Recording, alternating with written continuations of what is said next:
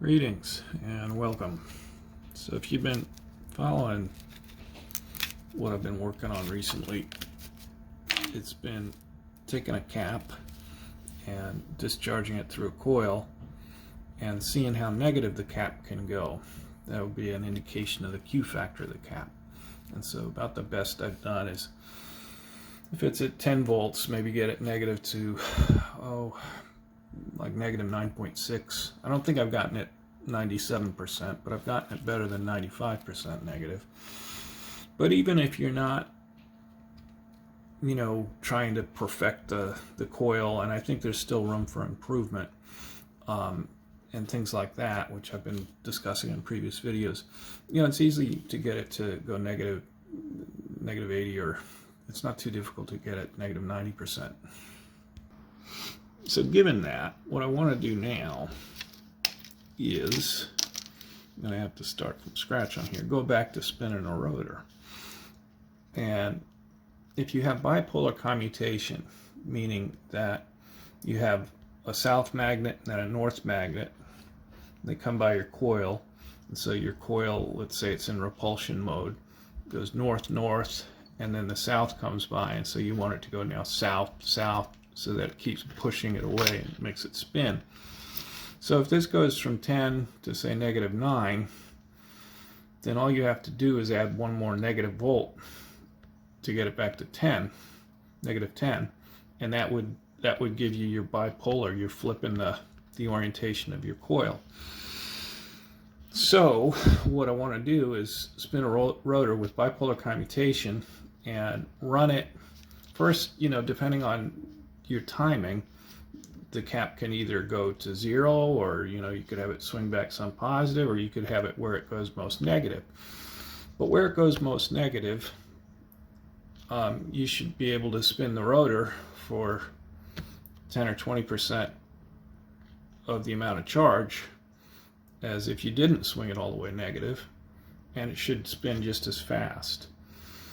So I'm not positive that's going to happen, but that's the idea here.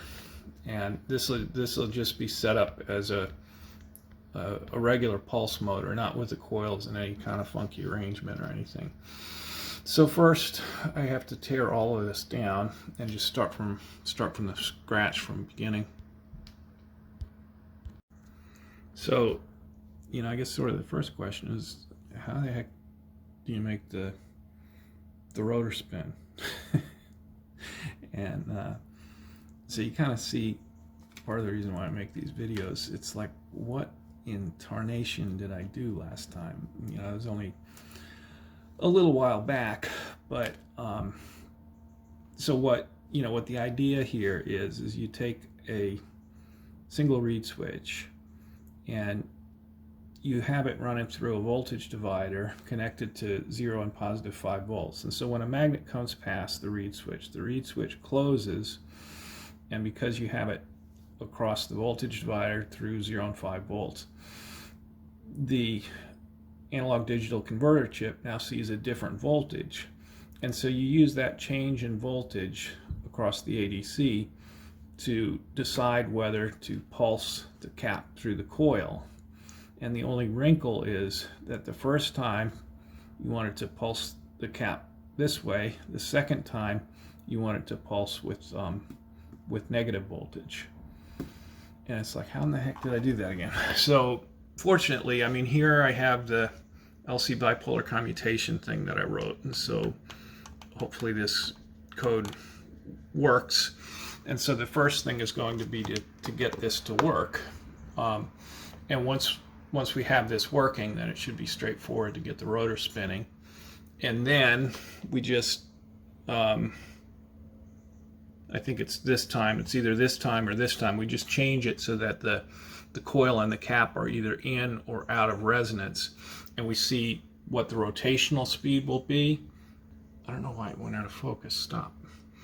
What the rotational speed will be, and what your amp draw is, and whether it's better some ways versus others. So that's what I'm going to work on. But again, if I get confused, I can just go back and look at the video of how I did it the first time. So give me a little while here to put this together and see if I can get it running, or if on the first try or not. And as usual, there's a problem. It almost works, but it doesn't work yet.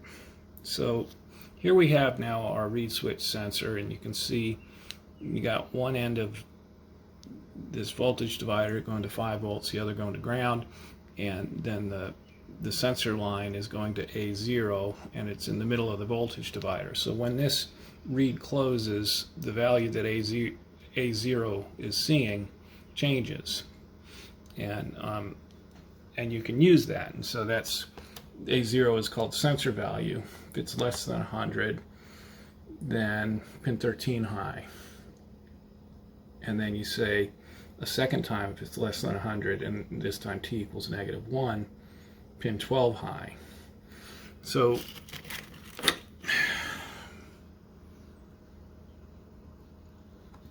works.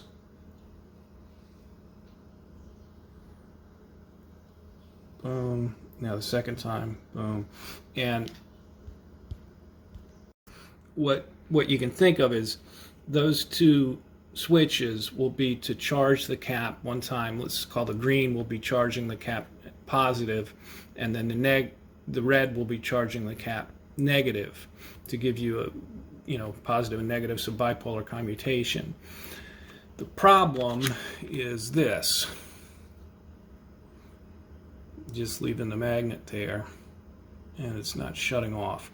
Now there wouldn't be an issue in terms of charging the cap up either way, but where it becomes a problem, let's just put the rest of the code back in there. And now you have pin 11, that's the yellow light. And pin 11 is when you discharge the cap. So let's pretend we're going to discharge the cap for 1/100th of a second. So you'd want it to do that, and then it charge one way, and then you'd want it to discharge the cap for 1/10th of a second and charge the other way. Here's what it does. So, I mean, it works for bipolar commutation, but it's not working for... I'm just holding the magnet there. So it's switching back and forth between green and red, and it's only pulsing for 1/100th of a second, but it keeps pulsing and the red stays on. What you want it to do is when it comes in here, pulse once, the green shut off, pull it out, pulse once, the red shut off. It's not doing that yet. It's got 3 toggles already. I don't know what I'm doing programming. So I think it needs a 4th toggle. You see, when I look at the code, what I think I should do is boom, the yellow pulses for 1/100th of a second, and then it shuts off, and then pin 13 goes high for a second, and then it shuts off, but we never see it shut off. Let me put a delay 1000 in after here and see what it does, and then I think we'll have an idea of what's going on. Copy and paste. Yeah, now we can at least see what's going on. So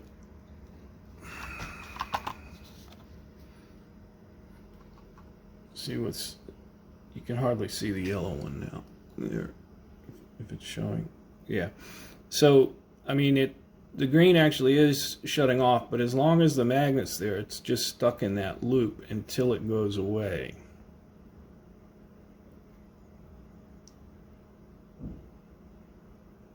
And now it's stuck in the other loop. So that's not what you want. You want it to just, when the magnet's there, that just happen once. So I might not be making the best use of these toggles, but I think the most straightforward thing is just put in one more toggle. We'll call it Y.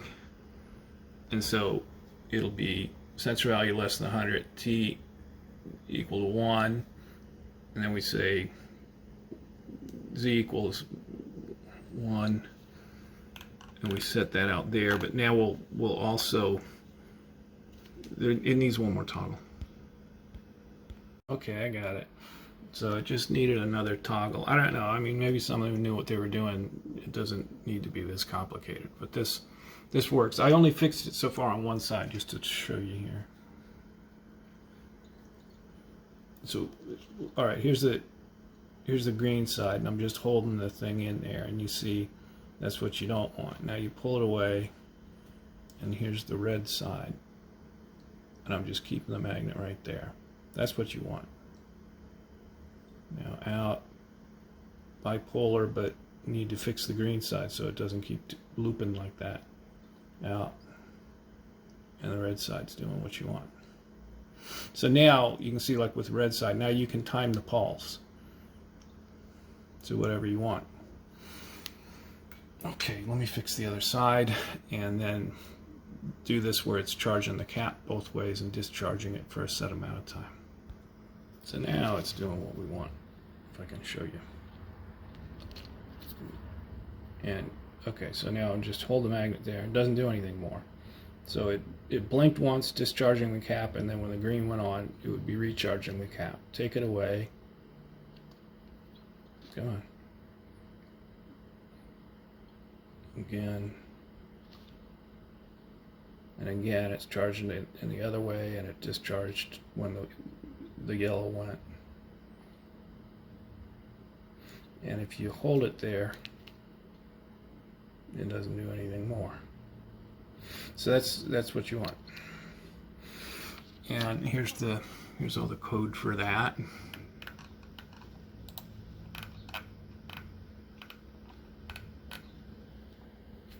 Down there, dealing with the toggles again. And so, where is it?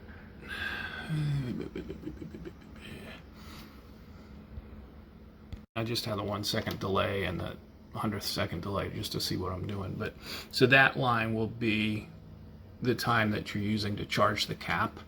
So however fast the cap can charge, and this delay will be the time you're using to discharge the cap through the coil, so that you can have the cap discharged to a point where it's in resonance, but meaning going negative, or whatever. I mean, it's always in resonance. You can't get it out of resonance. It's just where you want to cut it off.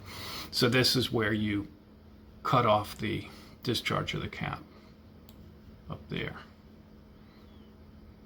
And then the same thing when it's going in the opposite direction. And as I said, this is just all the toggle stuff.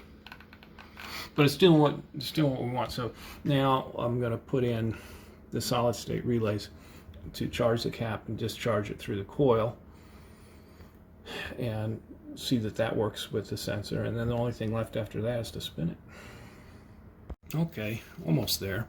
So now we just have the bipolar charging going on. So if I show this, magnet comes in, I'm just holding the magnet there. Well, I didn't hold it there. Boom, boom, and it goes negative. Boom, positive. So there's your bipolar commutation. Now we just need to take this cap, discharge it through a coil for a set amount of time, which is why we spent all the time on that when the magnet goes past. Getting there. So now we have the switch to discharge the cap, and this blue line is where your coil would go, but I've slowed things down enough so we can see how it works, and move it away.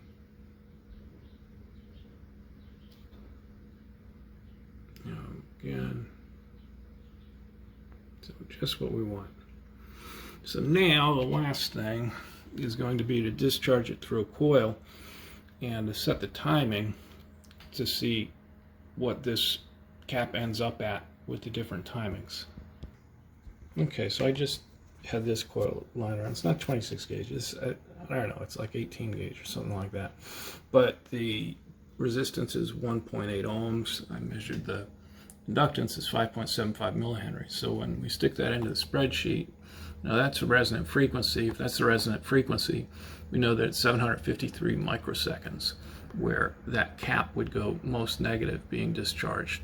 So when I put that in, then when I bring the magnet past, we should see the cap go negative. And sometimes it's 730 or 770. I don't know why. This gets you in the ballpark.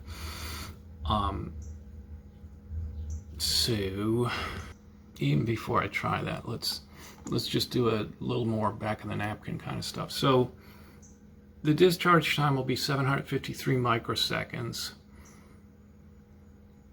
Add 100 for shutting the switch off, so you're at 853 microseconds. Then you need to charge the cap. And so if we go, here's the resistor capacitor thing. If we say we have a 10 ohm cap, which we do, resistance, it's going to be about 1 ohm. It's maybe even a little less. So the time constant is that, which, what is that? That would be,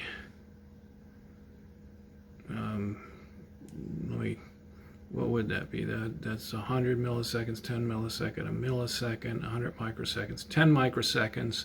5 time constants for it to charge fully would be 50 microseconds. So it'll charge faster than your switch can go. So I don't know, let's give it 200 microseconds, another 100 for the switch to shut off. So another 300 microseconds plus, what do we say here? 853. So let's call it 1.2 milliseconds for the whole thing to take place. You might be able to get a little faster. So let me just jot that down, 1.2 milliseconds. The rotor will have 6 magnets, and that'll actually make this a little easier. So if you are at 6 revolutions per minute,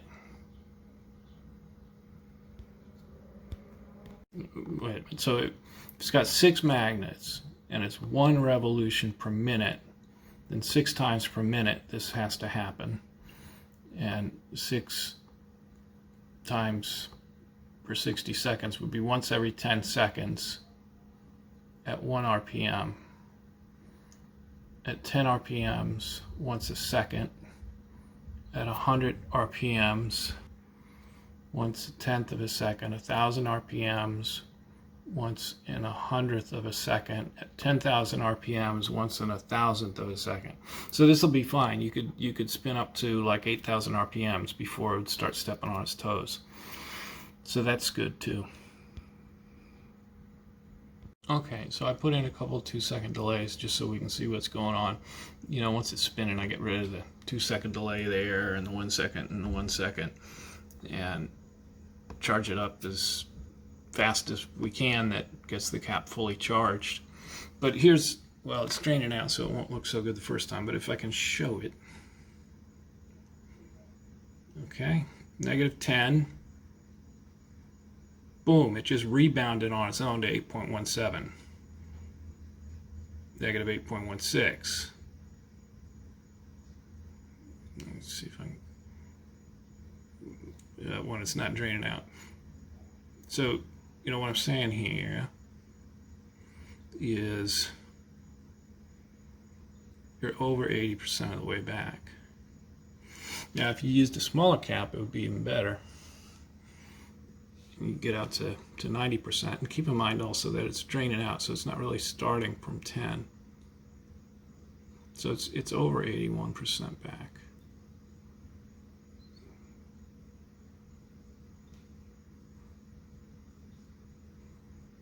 It's closer to 82. The problem, if you use a smaller cap, will it have enough oomph to turn the thing? But this is enough. So for instance, if we cut this time in half, then the cap would just discharge to 0. When the cap discharges to 0, that's when the coil has charged to its maximum amount, because all the current in the cap went out and went into the coil, and that's the strongest magnetic field. Now, if you leave it on, you still have a magnetic field in the same direction, but it's collapsing, and as it's collapsing, it's shooting that opposite polarity electricity right back where you started. And so if we run this with this delay at halftime, that would be like just discharging the cap to 0, like you would have like with a battery pulse or something like that. You're not gathering anything back. And there should be a specific rotational speed that the rotor has. If you set it here, the rotational speed should be the same, or because you have a little more of the field, granted it's getting weaker, that might even improve, and you should get more than 80% of your energy right back where you started. So you should see the amp draw drop to 20%. That's the idea when it spins. And again, this is the same thing like with the Bedini schoolgirl circuit, but in there, instead of shooting it back to the same cap, you shoot it out to a second cap. Now you don't need to worry about bipolar commutation, but you'd need to have more circuitry to shoot it back to your original cap. Here, you just set it up as a bipolar commutated system, and you let this cap just receive the current right back. And so it'll be interesting to fire this up and to see how it works. Now the other thing is going to be with all the magnets spinning past. They're going to be interacting with the coil. And so is that going to be a dramatic interaction or a small interaction, or what's going to happen with that? So I'll wrap this one up here, but you can see that as far as I can tell, the circuit works. When you bring a magnet now past the reed switch, you get a timed pulse. And you can use that timed pulse to interrupt the resonant cycle anywhere you'd like. And so we'll spin a rotor and interrupt the resonant cycle at different points. I'm going to have to move the computer. I mean, I could just shuttle maybe I'll just shuttle the Arduino back and forth, or maybe I'll move the whole computer onto the coffee table. But next video we spin. So until then, take care, y'all.